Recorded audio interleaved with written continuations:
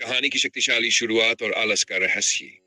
सावन की मूसलाधार बारिश हो रही थी। घने बादलों के बीच बिजली का कभी चमक उठती, जैसे अंधकार के बीच कोई रहस्य उजागर कर रही हो। राजगृह के पास एक छोटे से गांव में एक युवक अपनी झोपड़ी में लेटा हुआ था। उसकी आंखों में सपने थे, बड़ा बनने के, कुछ कर दिखाने के। लेकिन वह बस सपने ही देखता था, कुछ करता नहीं था। कल से जरूर मेहनत करूंगा, वह अक्सर खुद से कहता, लेकिन कल कभी नहीं आता। वह एक व्यापारी परिवार से था, लेकिन पिता की मृत्यु के बाद व्यापार डूबने लगा। माँ ने समझाया, दोस्तों ने चेताया, लेकिन उसकी सुस्ती और आलस ने उसे जक लिया था। एक दिन जब कर्ज बढ़ने लगा और घर की स्थिति बिगड़ने लगी, तो उसकी माँ ने कहा, बेटा, अगर ऐसे ही चलता रहा तो हम सब भिखारी बन जाएंगे। लेकिन युवक के मन में एक ही सवाल था, मैं चाहता तो हूं, लेकिन यह आलस क्यों नहीं छूटता? क्या आलस केवल आदत है, या इसके पीछे कोई गहरी वजह छुपी है? क्या यह शरीर की कमजोरी है या मन की कोई चाल? युवक को कोई रास्ता नहीं दिखा। फिर किसी ने उसे सुझाव दिया, राजगृह में बुद्ध है, उनसे मिलकर देखो, शायद समाधान मिल जाए। वह तुरंत चल पड़ा, मन में एक अजीब बेचैनी लिए। क्या बुद्ध सच में उसका आलस दूर कर सकते थे? क्या वहां उसे अपने प्रश्नों का उत्तर मिलेगा? क्या आपने कभी सोचा है कि आलस असली दुश्मन है या सिर्फ एक बहाना? आप अपनी राय कमेंट में बता सकते हैं। राजगृह के पास घने वृक्षों के बीच एक शांत आश्रम था, जहां बुद्ध अपने शिष्यों को ज्ञान दे रहे थे। जैसे ही युवक बुद्ध के पास पहुंचा, उसने कांपते स्वर में कहा, भगवान, मैं जानता हूं कि मुझे कुछ करना चाहिए, लेकिन मेरा मन हमेशा टालता रहता है। यह आलस मुझे बांध कर रखता है। मैं इससे मुक्त होना चाहता हूं, कृपया मुझे राह दिखाए। बुद्ध उसकी ओर देखकर हल्के से मुस्कुराए। उन्होंने युवक को ध्यान से देखा, जैसे उसकी आत्मा के भीतर छुपे सभी रहस्यों को पढ़ रहे हों। कुछ क्षणों तक शांति रही। फिर बुद्ध ने एक रहस्यमयी प्रश्न किया, क्या तुम सच में आलसी हो, या तुम्हारा मन तुमसे कोई खेल खेल रहा है? युवक चौंका। यह कैसा प्रश्न था? क्या आलस भी एक भ्रम हो सकता है? युवक बुद्ध के इस प्रश्न से उलझ गया। क्या तुम सच में आलसी हो, या तुम्हारा मन तुमसे कोई खेल खेल रहा है? उसने सोचा, मैं तो हमेशा से आलसी रहा हूं, लेकिन बुद्ध ऐसा क्यों कह रहे हैं? क्या मेरा मन ही मुझे धोखा दे रहा है? बुद्ध उसकी उलझन भांप गए और बोले, बैठो, मैं तुम्हें एक कहानी सुनाता हूं जो तुम्हारी समस्या को हल करने में मदद करेगी। प्राचीन काल की एक प्रेरणादायक कथा। बुद्ध ने कहना शुरू किया, बहुत समय पहले की बात है, एक राज्य में महान सम्राट विजय सिंह का शासन था। वह शक्तिशाली था, बुद्धिमान था, लेकिन उसमें एक बहुत बड़ी कमजोरी थी। युद्ध जीतने के बाद उसने अपना सारा समय सुख सुविधाओं में बिताना शुरू कर दिया। महल में बैठकर स्वादिष्ट भोजन खाना, संगीत सुनना और आराम करना उसकी दिनचर्या बन गई। धीरे धीरे उसका राज्य कमजोर होने लगा, सैनिक अनुशासनहीन हो गए और जनता भूखी मरने लगी। लेकिन सम्राट को इसकी कोई चिंता नहीं थी। वह सोचता था, कल से मैं सब कुछ सुधार दूंगा। लेकिन वह कल कभी नहीं आया। एक दिन जब शत्रु सेना ने राज्य पर हमला कर दिया, तब सम्राट ने अपनी सेना को संगठित करने की कोशिश की। लेकिन सैनिक निर्बल हो चुके थे, राज्य की व्यवस्था चरमरा चुकी थी। परिणाम यह हुआ कि सम्राट का महल जला दिया गया और वह खुद जंगलों में भागने को मजबूर हो गया। विजय सिंह सोचता था कि उसकी हार का कारण शत्रु की ताकत थी, लेकिन असल में उसकी हार का कारण उसका आलस था। उसने समय रहते मेहनत नहीं की, इसलिए उसका साम्राज्य नष्ट हो गया। युवक ने यह कहानी सुनी तो वह सोच में पड़ गया। बुद्ध ने उसकी ओर देखा और पूछा, अब बताओ, क्या आलस तुम्हारी सबसे बड़ी कमजोरी नहीं है? युवक ने सिर झुका लिया। हाँ भगवान, आलस ही मेरी असफलता का कारण है। लेकिन यह आता क्यों है? मैं इसे रोक क्यों नहीं सकता? बुद्ध का विश्लेषण, आलस क्यों आता है? बुद्ध ने गंभीर स्वर में कहा, आलस का जन्म मन और शरीर की स्थिति से होता है। यह केवल आदत नहीं है, बल्कि इसका संबंध कई गहरी बातों से है। मन की आदतें। जब हम बार बार किसी कार्य को टालते हैं, तो हमारा मस्तिष्क उसी को स्वाभाविक मान लेता है। यह एक नकारात्मक चक्र बन जाता है, जिससे निकलना कठिन हो जाता है। शरीर की सुस्ती। यदि शरीर में ऊर्जा की कमी हो, तो आलस स्वाभाविक रूप से बढ़ जाता है। असंतुलित भोजन, नींद की कमी और व्यायाम न करने से शरीर सुस्त हो जाता है। भय और असफलता का डर। कई बार आलस केवल एक बहाना होता है। असल में व्यक्ति को असफल होने का डर होता है, इसलिए वह कार्य को शुरू ही नहीं करता। आदत और वातावरण। यदि व्यक्ति ऐसे लोगों के साथ रहता है जो खुद भी आलसी है, तो वह भी आलसी बन जाता है। संगति का बहुत प्रभाव पड़ता है। आलस से छुटकारा पाने के उपाय। बुद्ध ने युवक की आंखों में झांका और कहा, आलस एक बीमारी की तरह है और हर बीमारी का इलाज होता है। अगर तुम वास्तव में इससे छुटकारा पाना चाहते हो, तो तुम्हें 3 चीजें करनी होंगी। मन को अनुशासन में लाना। अपने दिमाग को समझाना होगा कि कार्य को तुरंत करना है, न कि कल पर टालना है। शरीर को सक्रिय बनाना। रोज जल्दी उठना, सही भोजन करना और व्यायाम करना जरूरी है। संगति बदलना।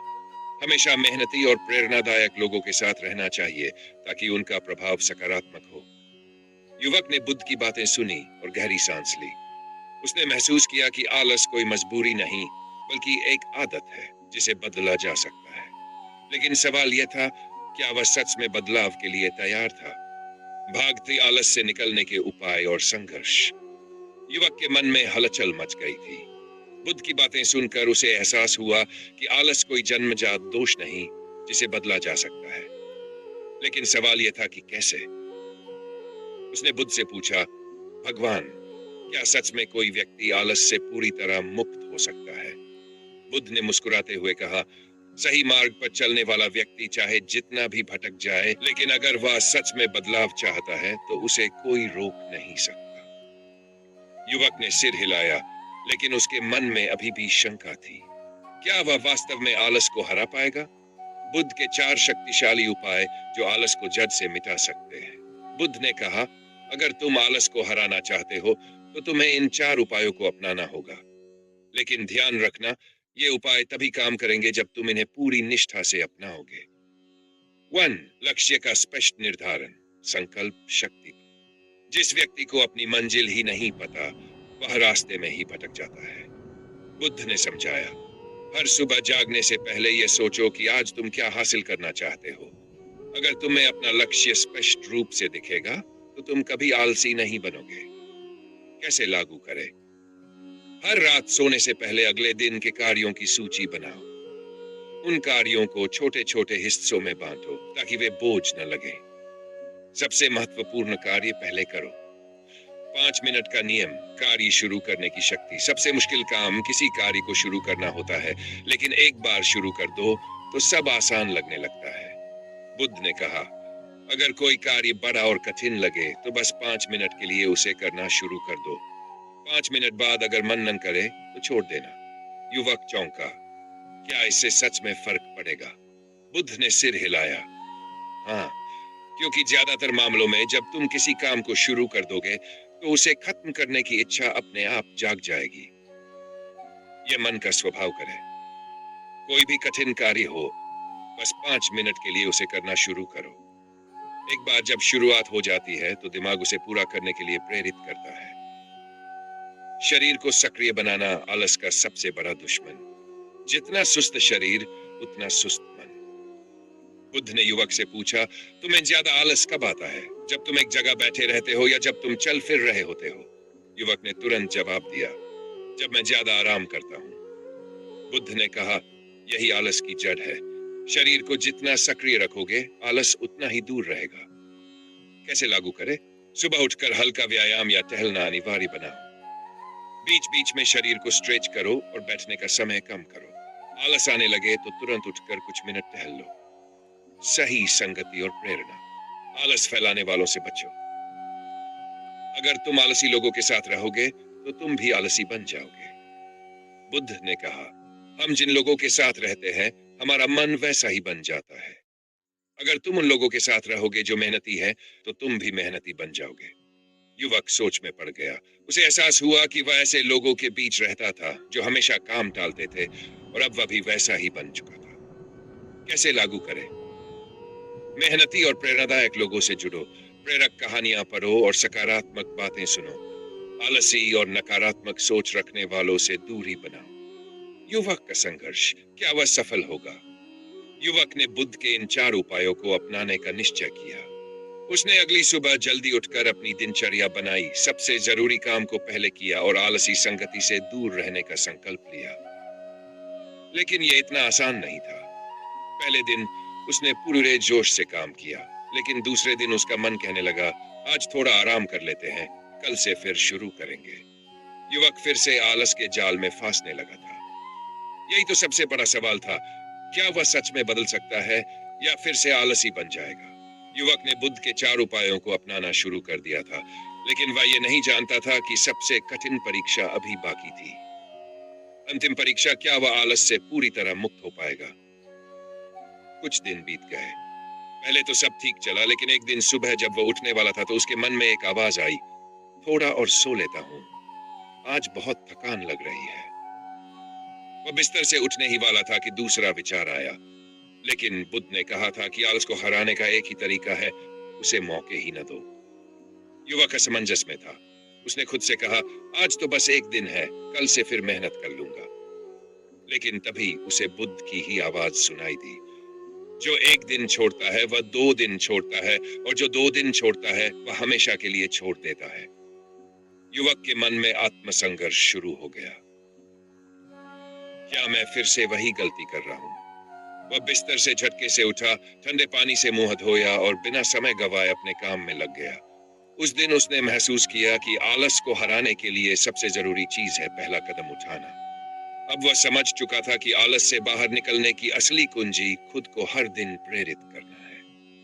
बुद्ध का अंतिम उपदेश, जीवन बदलने वाली सीख। कुछ दिनों बाद वह फिर से बुद्ध के पास पहुंचा। भगवान, मैंने आपकी सारी बातें मानी, लेकिन फिर भी कभी कभी आलस घेर लेता है। इससे पूरी तरह मुक्त कैसे हुआ जाए? बुद्ध मुस्कुराए और बोले, आलस केवल शरीर में नहीं होता, ये मन में भी होता है, और जो अपने मन को जीत लेता है वही असली विजेता होता है। युवक ने सिर झुका लिया। उसे अब सच्चाई समझ में आ चुकी थी। बुद्ध ने एक आखिरी प्रश्न पूछा, अगर कोई तुम्हें सोने का एक बड़ा खजाना दे, लेकिन कहे कि उसे उठाने के लिए तुम्हें सुबह जल्दी उठना होगा, तो क्या तुम उठोगे? युवक तुरंत बोला, निश्चित रूप से, इतना बड़ा अवसर मैं कभी नहीं छोड़ूंगा। बुद्ध हंसे और बोले, तो फिर जान लो, जीवन में अवसर हर दिन आते हैं, लेकिन आलसी व्यक्ति उन्हें देख नहीं पाता, और जो देखता है वह उन्हें अपनाने से डरता है। इसलिए आलस से मुक्त होकर ही कोई इंसान सच्ची सफलता पा सकता है। युवक के जीवन की दिशा बदल चुकी थी। वह अब हर दिन नई ऊर्जा के साथ उठता था, बिना आलस के, बिना टालमटोल के। आलस केवल एक शारीरिक अवस्था नहीं, बल्कि मानसिक अवस्था है। अगर तुम अपने मन को हरा सकते हो, तो तुम किसी भी चुनौती को पार कर सकते हो। क्या आप भी कभी आलस के कारण किसी मौके से चूक गए हैं? हमें कमेंट में बताएं। अगर ये कहानी पसंद आई तो लाइक करें, शेयर करें और चैनल को सब्सक्राइब करें।